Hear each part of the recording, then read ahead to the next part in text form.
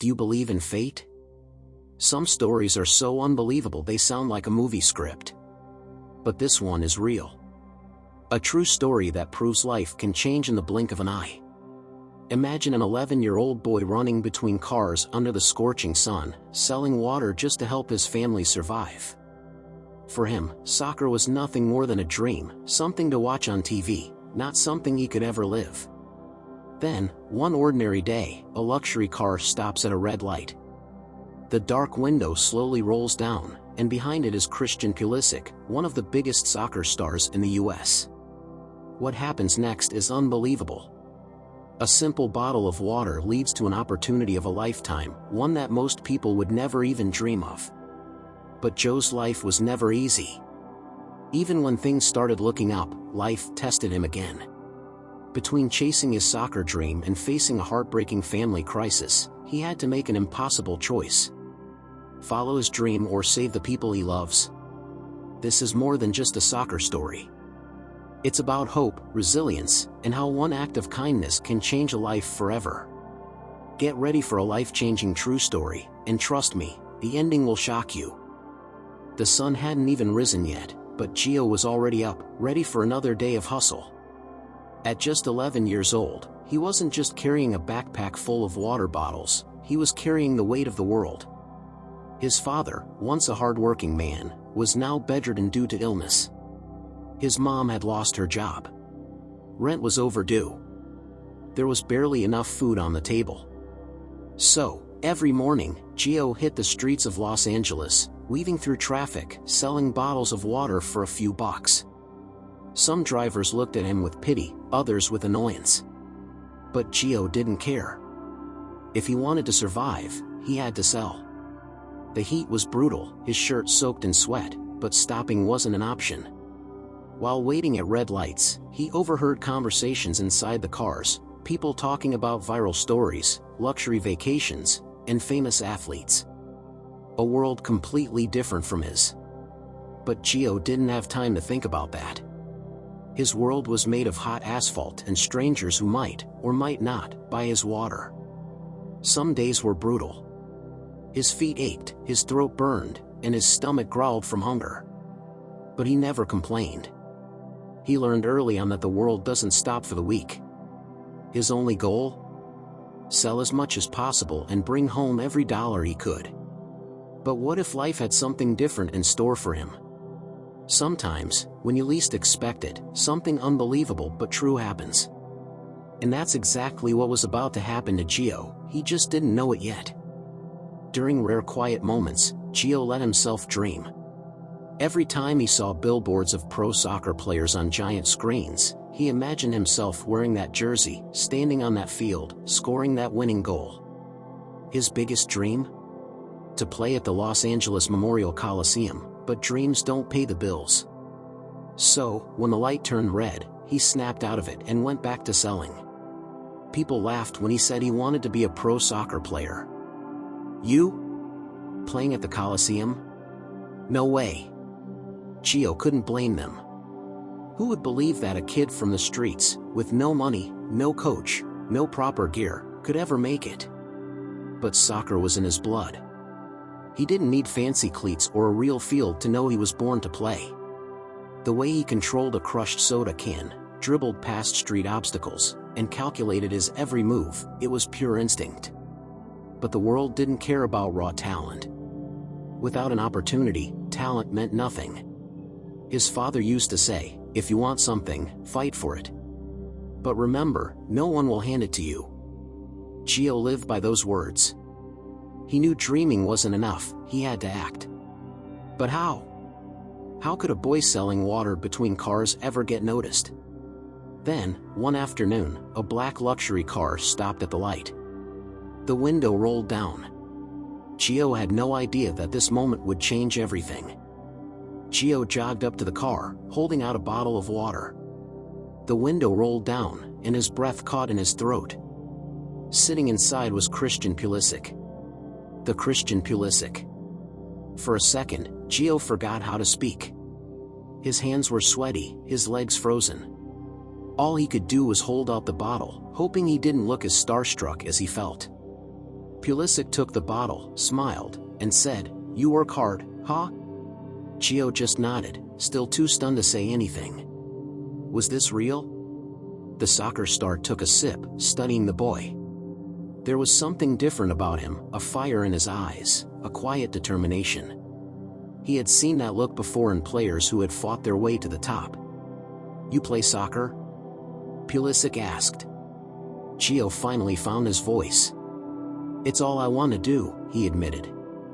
No hesitation. No doubt. Pulisic smirked. "And are you any good?" Gio hesitated. He didn't want to sound cocky, but he also knew he could play. "I think so," he said, his voice steady. The soccer star chuckled. "Think?"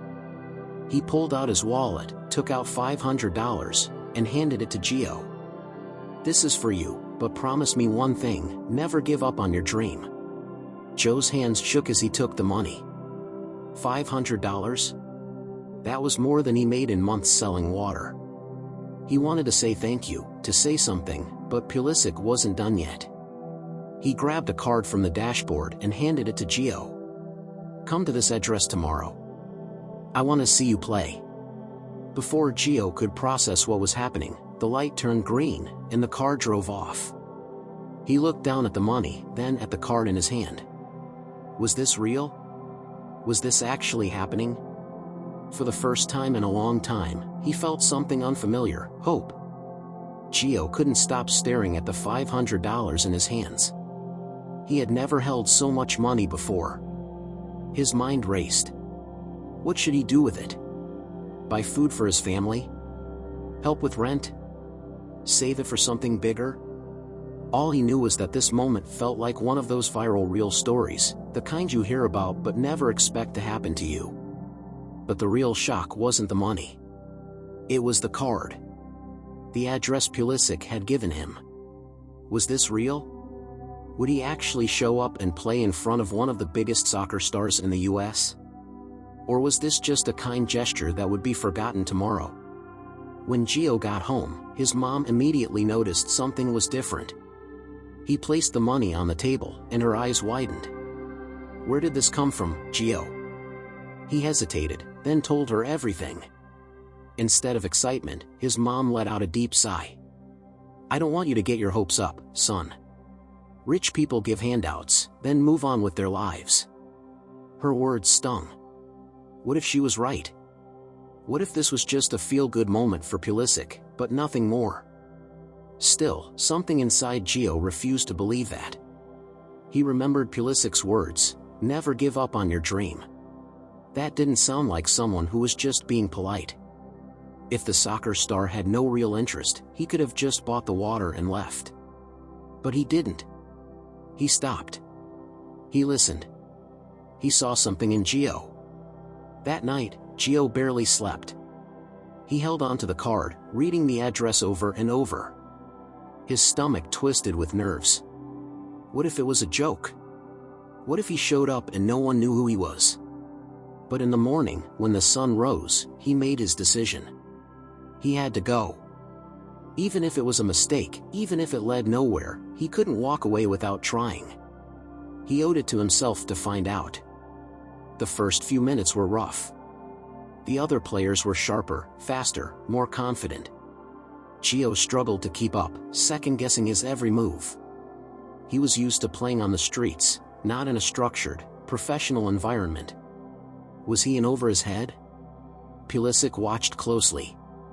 He knew talent wasn't enough, a true player needed the right mindset. So when Gio lost the ball and dropped his head, Pulisic yelled across the field, "Get up. The game doesn't stop for anyone." Something clicked. Gio took a deep breath and focused. He started watching the other players, learning how they moved. He adjusted. Adapted. And then, when the ball came to him again, he didn't hesitate. He dribbled past one defender. Then another. The third came at him, but Gio spun past him like it was instinct. Suddenly, he had space. He saw the goal. He took the shot.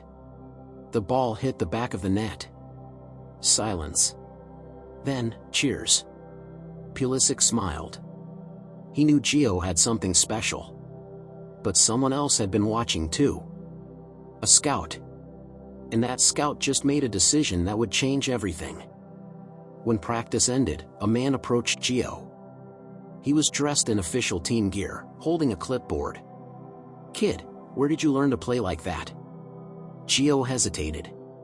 "On the streets." The scout nodded, impressed. "You want to play for real?" Joe's heart pounded. Was this really happening? Pulisic stepped in. "Give him a real shot. You won't regret it." The scout took one last look at Gio, then at Pulisic. Finally, he nodded. "All right. Let's set up an official tryout." Gio barely processed the words. This was it. This was his shot. Pulisic clapped him on the back. "Now it's on you, kid." The same day Gio got the biggest news of his life, he got a call that crushed him. His mom was crying. His dad was in the hospital. His body went cold. The surgery was urgent. $30,000 urgent. Money they didn't have. He felt helpless. He had just made it into a professional training program, but what was the point if his family was falling apart? Then, he thought of Pulisic. Could he really ask for more help? Would that even be fair? His hands shook as he typed out a message. "I'm sorry to bother you, but my dad needs surgery. It's a lot of money. I don't know what to do." Minutes passed. Then, an hour. No reply. His heart sank. Maybe Pulisic had already done enough. Then, his phone buzzed. "I'm on my way." "Hold on." Gio sat in the cold hospital hallway, his head in his hands. Time felt like it had stopped. His dad was in surgery, and there was nothing he could do to help. Then, footsteps. He looked up and saw someone walking toward him. Christian Pulisic. Gio blinked, barely believing his eyes. Pulisic wasn't just some celebrity who sent a message to be polite. He actually showed up.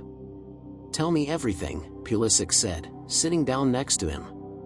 Gio tried to explain his dad's condition, the insane amount of money needed for surgery, the hopelessness.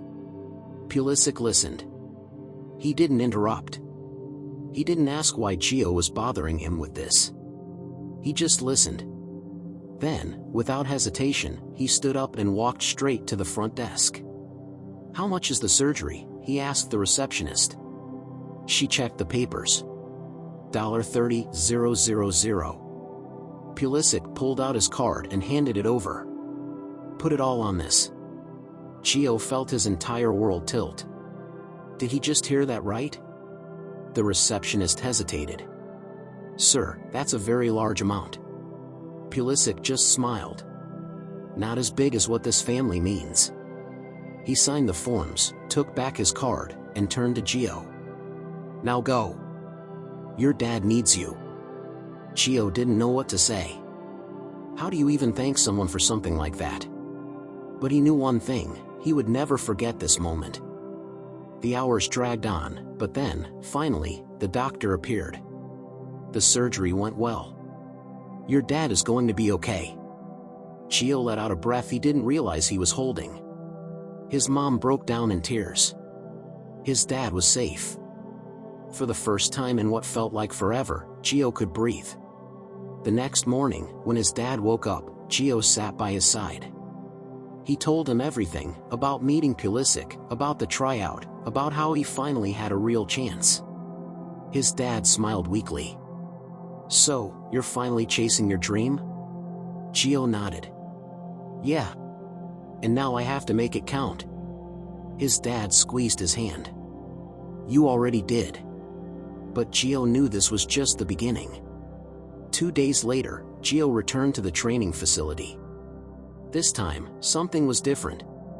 He wasn't just some kid trying to prove himself anymore, he belonged here. When he arrived, one of the coaches handed him something that made his breath catch. A jersey. His jersey. With his name on the back. He ran his fingers over the letters, barely believing it. This wasn't a dream. He was officially part of the team now. Pulisic was waiting for him near the field, holding 2 tickets. "You're coming to the game this weekend," he said. "I want you to see where you're headed." Gio took the tickets and grinned. "One day, I'll be out there." Pulisic smirked. "I know you will." That night, when Gio got home, he handed one of the tickets to his mom. "We're going together." She smiled, and for the first time in years, they didn't feel like a family just surviving. They felt like a family with a future. Game day. Gio sat in the stadium, watching the pros take the field. The roar of the crowd, the energy in the air, it was everything he had ever dreamed of. And he knew. One day, it would be his name they were cheering for. The next week, his first official game for the youth team arrived. He was nervous, but this time, he wasn't afraid. He played with everything he had, like his life depended on it. And then, in the final minutes, he got the ball. He dribbled past one defender. Then another. Then, he took the shot. The ball hit the net. His first goal. As the crowd cheered, he looked up and saw his mom in the stands, holding a sign. "We are proud of you." Gio felt a lump in his throat. He had come so far. But he wasn't stopping here. This wasn't the end of his story. This was just the beginning. Not everyone gets a second chance. Gio was lucky, but how many kids out there never get an opportunity like this? This story proves that one small act of kindness can change everything. Maybe you're not a famous athlete, but have you ever stopped to think that you could be the person who changes someone's life?